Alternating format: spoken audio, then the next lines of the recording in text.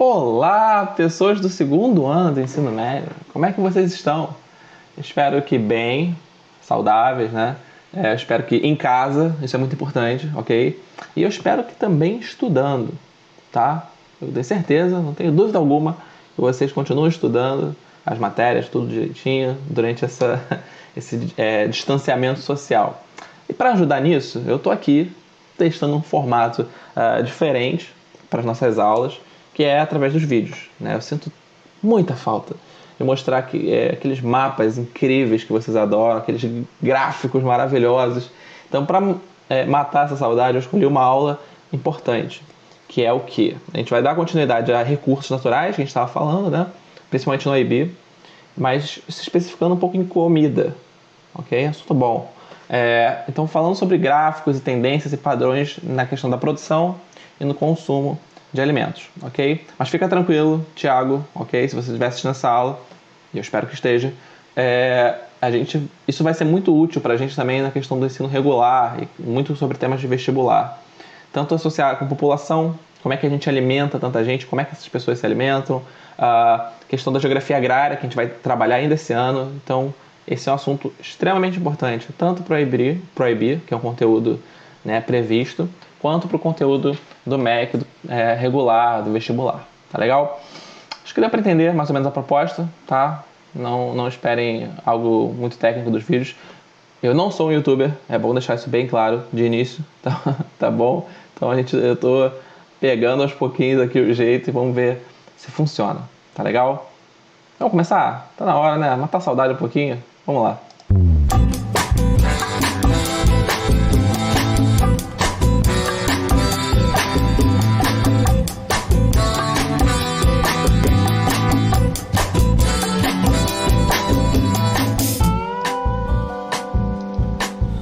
Então, pessoas, como eu falei com vocês, a gente vai falar sobre a geografia, um pouco de geografia agrária, né, sobre a produção de alimentos no mundo e através de gráficos, tá? Então, como assim? Como eu falei para vocês, quando a gente vai falar de produção de alimentos, né, de comida em geral, a gente está falando de dois pontos principais, ok? Que pontos são esses? Primeiro, a agricultura. A gente está falando da produção de alimentos. Como é que esses alimentos são fabricados, onde eles são fabricados. Isso altera muito quando a gente vai estudar a questão da distribuição de alimentos. Por exemplo, um país que não é suficiente em produzir algo que ele consome muito, isso já gera um possível problema econômico. Pensa nisso. É algo a se levar em consideração. Outro ponto é o consumo de alimentos, ok? Esse belo prato, né, com acho que é batata, isso, mandioquinha, não sei, com um belo bife também. Desculpa aos vegetarianos, tá bom? Na próxima eu tentei colocar um prato de salada, ok? Eu só não consegui achar a imagem vetorizada bonitinha. Fica aí o disclaimer.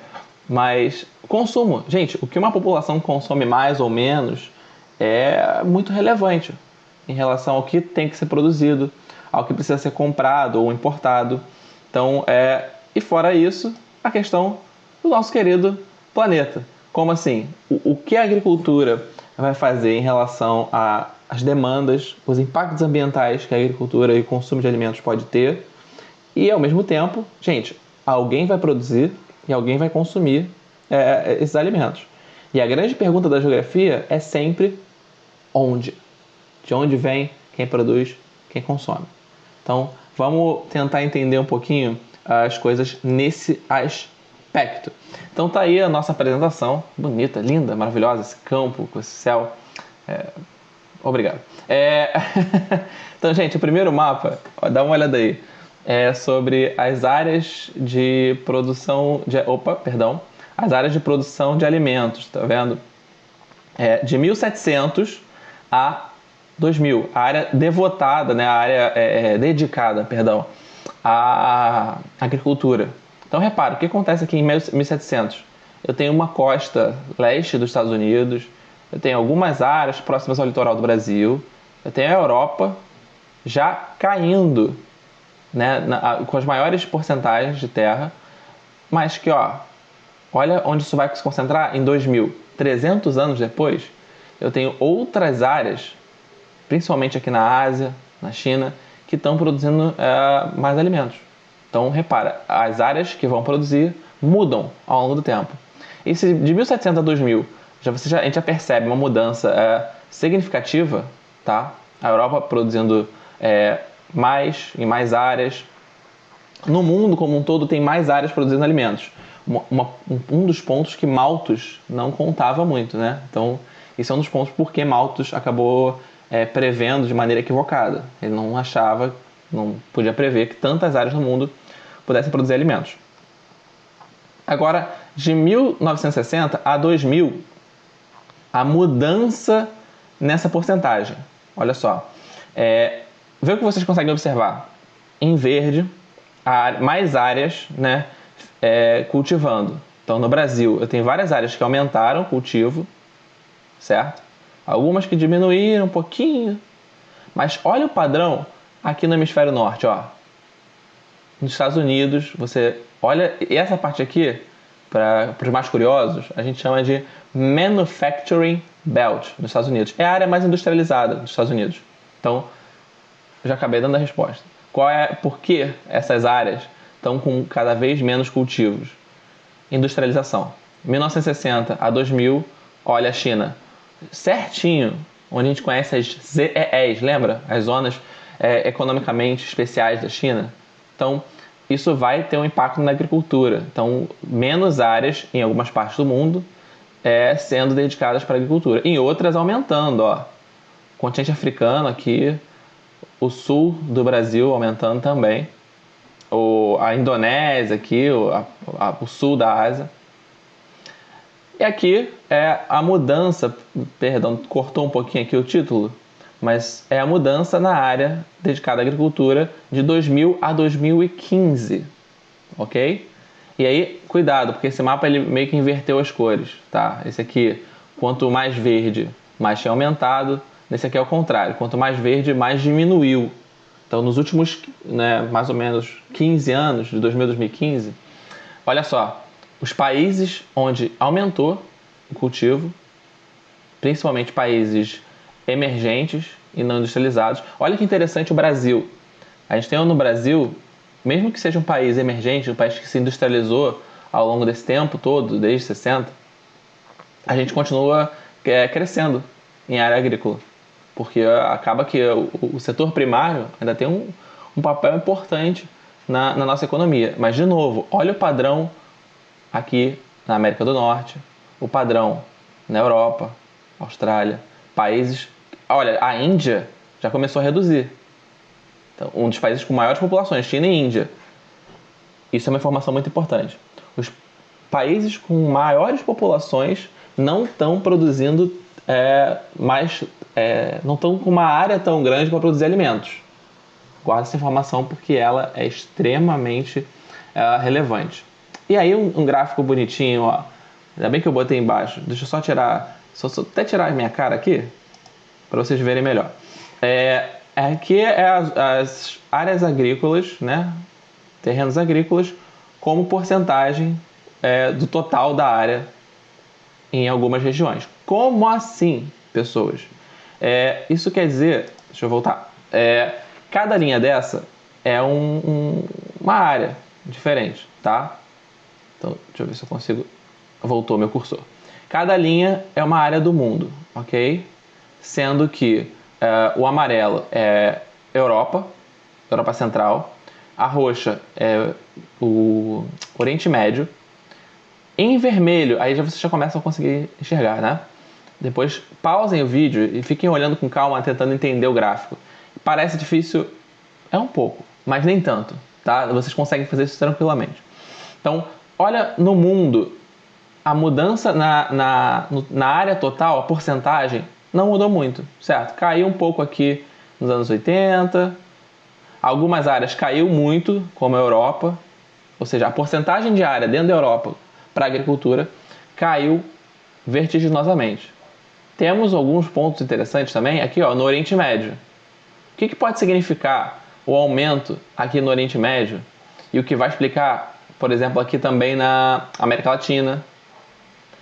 Gente, pensa um pouquinho. Vou dar um tempo. Pausa o vídeo se quiser pensar mais. Eu tenho mudanças nas técnicas. Então eu tenho uma evolução tecnológica, por exemplo, que me permite produzir alimentos no meio do deserto, no Oriente Médio. Entende? Então, o que a gente chama de irrigação artificial. Então, eu começo a ter áreas que antes não eram capazes de produzir alimentos e que agora conseguem produzir. Então, esse salto aqui é explicado por isso. E explica também isso aqui. Ó, vocês não estão conseguindo... tá aqui, ó. Produção de alimentos em áreas selecionadas e grupos de países de 61 a 2013. Repara, mesmo não tendo mais áreas para agricultura, a produção agrícola continua aumentando. Olha só. Então, a produção agrícola continua aumentando. Volta. A produção agrícola continua aumentando no mundo inteiro, que é essa linha preta, e em todas as áreas, tirando a União Europeia, que está aqui, ó, em verde, que está ali, se estabilizou num patamar, que está aqui, ó, o resto todo mundo cresceu. Então, se vocês pararem para pensar, o que acontece no mundo, a gente está produzindo cada vez mais alimentos, precisando de cada vez menos terras. Deu para entender o que significa isso? Então, isso é um aumento não só de produção, como a gente está vendo aqui. Isso é um aumento, gente, de produtividade. Então, uma agricultura mais mecanizada, uma agricultura mais tecnológica, o que a gente chama de intensiva, ela se torna mais produtiva. E aí eu queria mandar para vocês, né? Eu vou passar para vocês pelo menos uma parte desse vídeo, né? Porque eu quero que vocês entendam melhor como é que funciona as diferenças de produtividade entre os lugares. É um vídeo sobre a produção de cacau na Costa do Marfim. Então, eu vou colocar aqui, está carregado aqui já. Deixa eu ver. Não, é esse aqui. Então, eu sempre falo para vocês ficarem assistindo vídeos, então eu vou dar esse gostinho, né? Vocês ficam pedindo para eu passar vídeo, eu vou passar vídeo, até dentro do vídeo. Satisfeitos? Olha aí, reflitam. Então, assistam aí com calma e tentem pensar nessas questões que a gente está conversando. Chers amis de Metropolis, bonjour. Avec une production estimée à environ 1,6 milliard tonnes, la Côte d'Ivoire est le premier producteur mondial et exportateur de fèves de cacao, un ingrédient qui rentre dans la composition du chocolat. De cacao is een miljardenbusiness die de wereld verdeelt in snoepers en in sloebers. Wij Westerlingen hebben de luxe om van chocola te kunnen genieten. Maar die luxe is hier in Ivoorkust bij cacaoboeren zoals Ounda Alphonse ver te zoeken. Je suis en train de chercher un peu de cacao. Vous voyez, ça là, sur le cercle là. Cette année-là, je n'ai rien eu. Okay. Et puis, prix de cacao là aussi, c'est pas monté. On ne sait pas comment faire.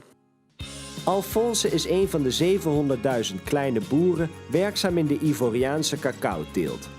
Hij oogst en droogt de bonen, maar hij kan er zelf geen chocola van maken. Donc on est avec là ces fèves là. Est-ce que vous savez ce qu'on en fait?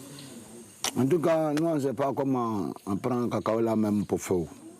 Mais comme on dit de printer cacao là, on est là pour printer cacao. Parce qu'on parle que cacao là c'est un manger, mais nous on ne connaît pas comment on prend pour faire. D'accord, moi j'ai une surprise pour vous. Ouais. J'ai là dans ma poche là, vous voyez ça c'est du chocolat. Ouais. C'est avec ça c'est à partir de ces fèves là qu'on fabrique ça. Bon, c'est chocolat. Oui. Et... Vous pouvez goûter voir. Ah bon. Non, prenez, c'est pour vous, allez-y. C'est doux. C'est doux là. Vous aimez? C'est vraiment intéressant.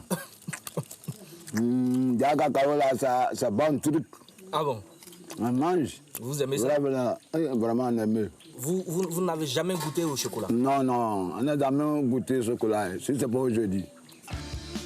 Ounda verbouwt al jaren cacao, maar heeft dus nog nooit chocola van dichtbij gezien. Het enige wat hij doet is zijn bonen afleveren bij de tussenhandelaar. Maar nu hij ervan geproefd heeft, is hij meteen zo enthousiast dat hij vindt dat al zijn vrienden het moeten proeven. Koro. Namu. Mimbi. Comment le natie nous nana. Kosobe. Kobe na cacao ne.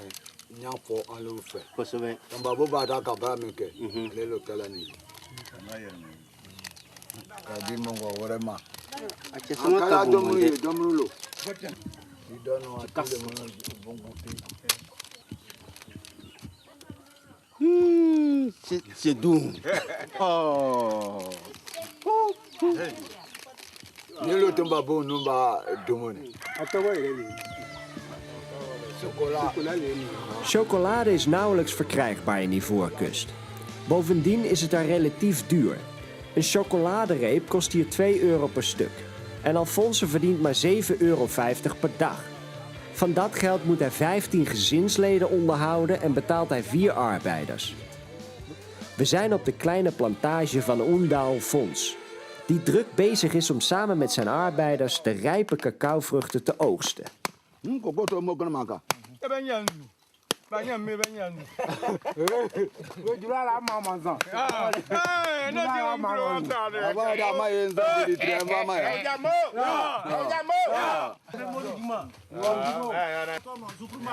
Alors expliquez-nous qu'est-ce que vous faites là en ce moment. Pour que ne rentre pas dedans. Pour sermenter bien. Voilà. Ici 5 jours avant de venir. Zo begint iedere reep chocolade als een bergje bonen op een bedje van bananenbladeren. Maar ook hier op de plantage blijken de arbeiders niet op de hoogte van het verdere verloop van de wereldwijde chocoladeketen. Alors le cacao, est-ce que vous savez ce qu'on en fait? On plante le cacao, nous on ne sait pas ce que le cacao s'en va faire en ville là-bas. Alphonse, là, une surprise, le cacao, alors les gens l'utilisent pour faire le chocolat. Tenez ça, vous n'avez qu'à voir. Ça, c'est mangé pour les bras là. C'est ça qui s'appelle chocolat. C'est cacao on prend pour faire. Ndiamo. Ye be kan wa ho. Bo ti bo flo mo ba ri koko be bo ke ka be ko fa ni. Ndiamo ande que vous bougez pas. Gira ma misa gira. Ba flo ni ke ban ya na mbisa biya ban wa so no yire se. Yeah, c'est ma. Cacao ya ri de no ma cacao ma be bo wa yore. Ya va bleu que kana ho. Mais moi, cacao. Yo be dia la ma be di cacao ni. Nos vieux parents là, ils disent que cacao là, on prend pour fabriquer du vin. Voilà. Du vin. Nous quand on boit du vin là, on pense que c'est le cacao. C'est le cacao. Ah, va Coca-Cola. Cacao qui est transformé en liquide. Autre chose encore. Autre chose encore. Ah, c'est doux. Pour préparer ça là, on met dans les casseroles. Ou bien. Bien, ça commence ça sort. Ça va à l'usine. C'est une grande usine où vous avez des coins pour piler. Vous faites de la poudre et puis d'autres produits qu'on mélange et puis ça devient comme ça. Mais. C'est la graine de ça là. Oui, ça c'est les fèves qui donnent ça.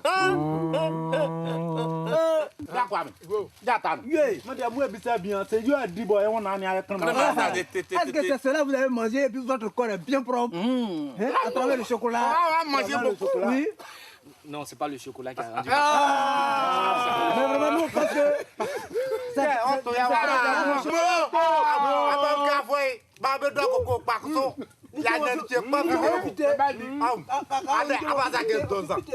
Comme les enfants n'ont pas mangé aussi, je vais garder chanter là, je vais la montrer. Voilà, mais c'est pas tout.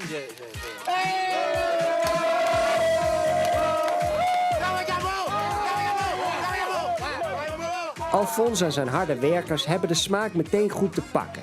En zijn blij met iedere reep die ze gratis krijgen. Pessoal, esse vídeo ele é pequeno, né? Ele é simples, mas, cara, eu considero ele de uma riqueza, assim, fora do comum. Ele tem uma riqueza, primeiro, no sentido que a gente conversou sobre a alienação do trabalho, lembra? De pessoas que às vezes fazem parte de uma linha de produção que elas estão envolvidas, que é tão global, que é tão grande, que elas não fazem parte, elas não sabem, elas não têm acesso àquilo que elas produzem, ao resultado final do trabalho delas. Nesse caso específico é interessante porque é a matéria-prima do chocolate, né, o cacau, os grãos de cacau naquele sentido, ele vem de uma agricultura primária extensiva, né, sem tecnologia, que é incorporada por grandes cadeias de alimento. E aí isso ajuda a entender, gente, deixa eu voltar aqui para a minha apresentação, para vocês verem. Aqui, deixa eu só botar aqui, vai estar minha tela cheia. Ok. Por que vários países aqui, algumas regiões do mundo, ainda que sejam desenvolvidas, continuam com a produção de alimentos alta? Então repara, aqui também, ó,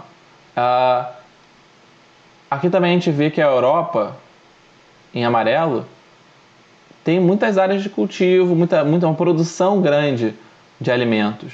Depois, outros países vão passar em 2005, mas outras áreas também têm uma produção alta de alimentos, mas sem o cultivo. Por quê? Porque a produção de alimentos está se tornando cada vez mais industrializada. E aí esse é o nosso último ponto.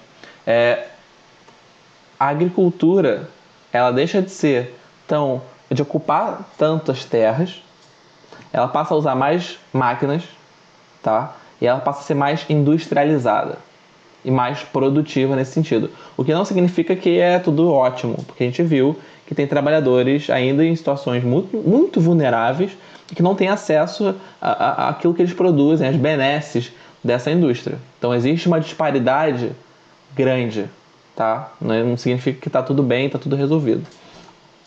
E o que isso vai gerar? Uma agricultura mais industrializada gera um padrão de alimentos mais industrializado. Ou seja, você tem cada vez mais dietas parecidas em todo o mundo. Então, olha só, tentaram calcular isso nesse mapa, e aí como é que várias regiões estão se tornando cada vez mais parecidas. Então, países que estão se industrializando tendem a incorporar, conforme você se industrializa, mais marcas globais, né, as transnacionais, entram nesses países, e aí por isso você tem uma mudança nas dietas. E é exatamente sobre essas mudanças nas dietas e como é que elas são, olha aqui, olha ao longo do tempo como é que as dietas vão variando.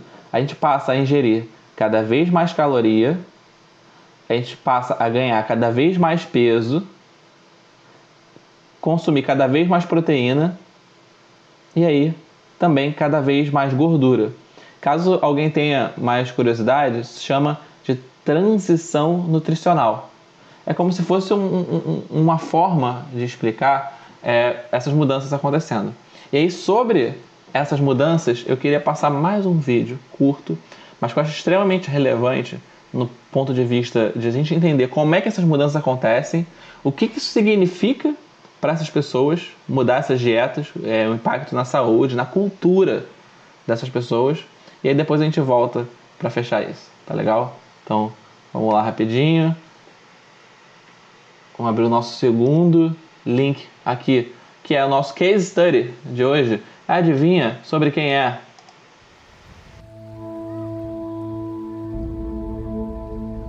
Depende do rio. Vida tranquila, você come coisa fresca. Tanto faz ser açaí, a verdura, o camarão, o peixe. Agora não, mudou muito. Mudou.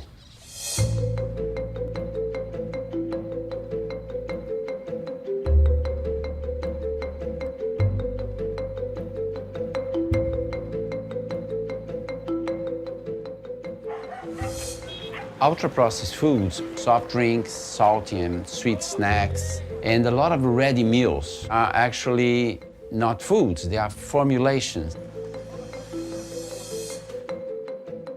I'm a big believer in what we do at Nestle, where we use science and technology to enhance nature, not to replace nature. We are in this almost utopian period where food's abundant, it's cheap. We solved the problem of food security, but in doing that, we didn't anticipate what the impact would be.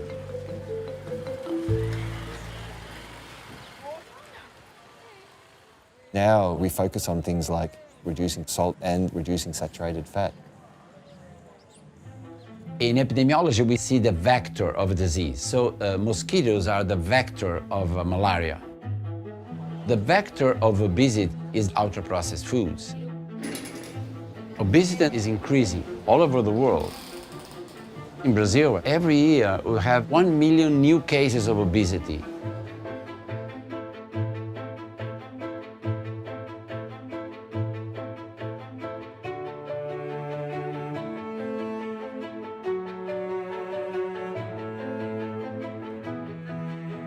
When you see marketing in the US, it's trying to change people from brands.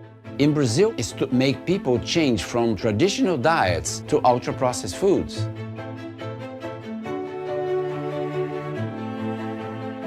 What Nestle and other companies are doing is they go to these small villages to get these new clients. As consumers climb up the economic ladder, they get to a point where their lifestyles change. We provide a very good choice for them. It's all about taste at the end, but not taste at any cost. We know that if we don't make a product that tastes good, it doesn't matter how nutritional or how good for you it is. If it's not being consumed, it's not having an impact on the diet.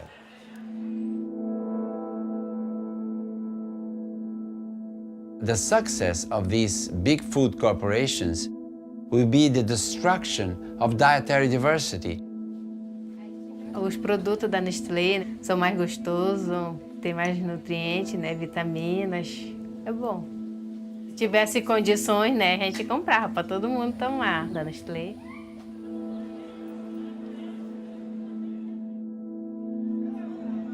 We are in a transition in Brazil. When the transition is over, it will be much more difficult to go back.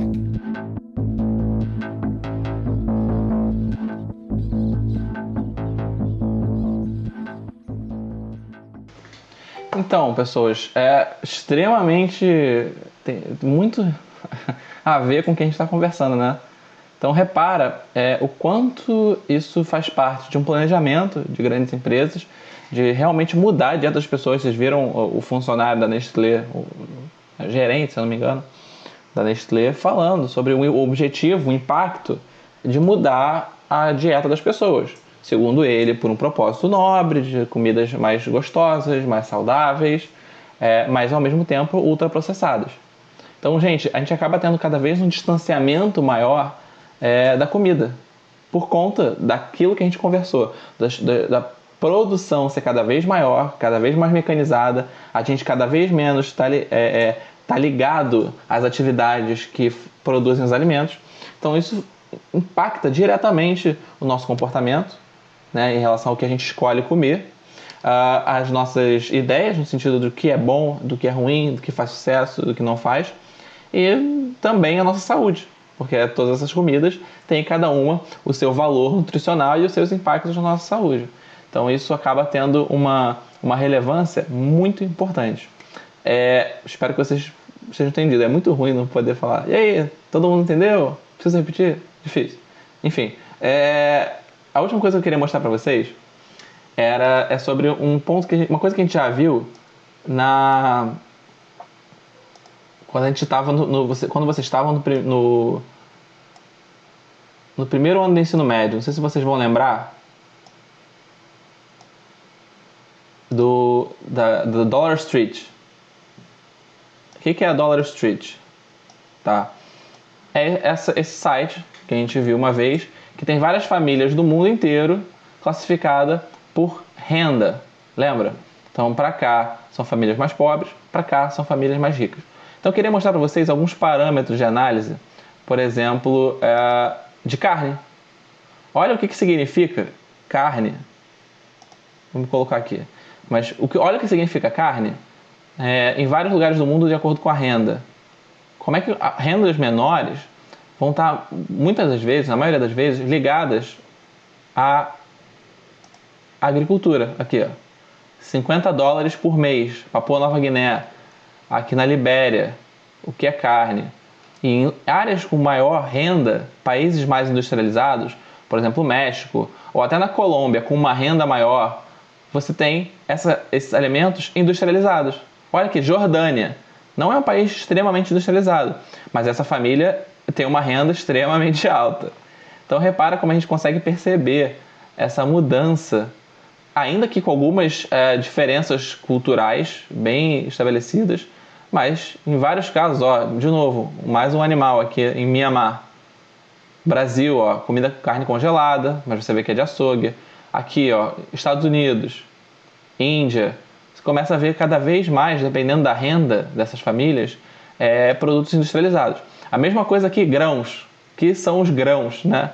Cereais. Então, no Burundi, claramente uma família ligada à agricultura, Na Índia, ó, os armazenamentos de grãos bem diferentes. Na Ucrânia, olha só, você já começa a ver as embalagens, as empresas aparecendo, ó. Ó, no Brasil aqui, empresas que vocês conhecem às vezes bastante. Então olha aqui, ó, uma porção mais próxima de agricultura, outras mais industrializadas. E aí, para fechar, os pratos de comida. Depois, gente, vocês podem entrar aqui, ó, tá aqui o link, vocês podem pegar depois. Então, os pratos de comida no mundo. Então, muitos pratos também refletindo um pouquinho, ó, pão de forma, que é industrializado. Ó, bonito esse prato, com mais legumes, mas aí nos Estados Unidos. Então você começa a ver alguns sinais dessas preferências de dietas pelo mundo. Eu tenho um outro recurso que eu não trouxe, porque ia acabar ficando muita coisa, mas se vocês procurarem fotografias ou ensaio fotográfico, crianças, alimentos. Um fotógrafo ele fez mais ou menos a dieta de cada criança em vários lugares do mundo. Então isso mostra as diferenças e as semelhanças. Vocês viram aqui na Dollar Street que vários desses lugares não são em lugares diferentes do mundo. Aqui. Romênia, quando eu mostrei aqui para vocês, o Irã, Estados Unidos, Índia. Então, vários lugares diferentes estão tendo hábitos de consumo de alimentos muito parecidos. De comidas industrializadas, comidas congeladas. Gente, para pensar numa praça de alimentação de um shopping. Elas são muito semelhantes em diversos lugares do mundo. Todas elas vão ter na maioria delas, vão ter um McDonald's, vão ter um Burger King, vão ter um Subway. E aí você começa a padronizar as dietas. Ainda que não seja só hambúrguer, você tem a comida industrializada dominando demais. Então eu não vou entrar mais nesse aspecto, porque a gente ainda vai falar nisso quando a gente for falar de Food and Health. Mas guarda isso que eu comentei com vocês, guarda os gráficos e os países que eu comentei com vocês, que apareceram nos vídeos, porque isso é extremamente relevante para a gente entender a produção, o consumo, né, e a distribuição de recursos no nosso querido planetinha. Tá bom? Pessoas, eu espero que tenha ficado o mais compreensível possível. Peço desculpas pelas falhas, pelos erros técnicos, mas com o tempo a gente vai pegando jeito. Podem ficar tranquilos, tá bom? Qualquer coisa, comentem lá no Classroom sobre o que vocês acharam, sobre algumas dúvidas. Vamos continuar essa discussão por lá. Tá legal? Pessoas, muito obrigado. Fiquem na paz. Cuidem de si e das pessoas que estão com vocês, tá? Não deem bobeira. Tchau, tchau.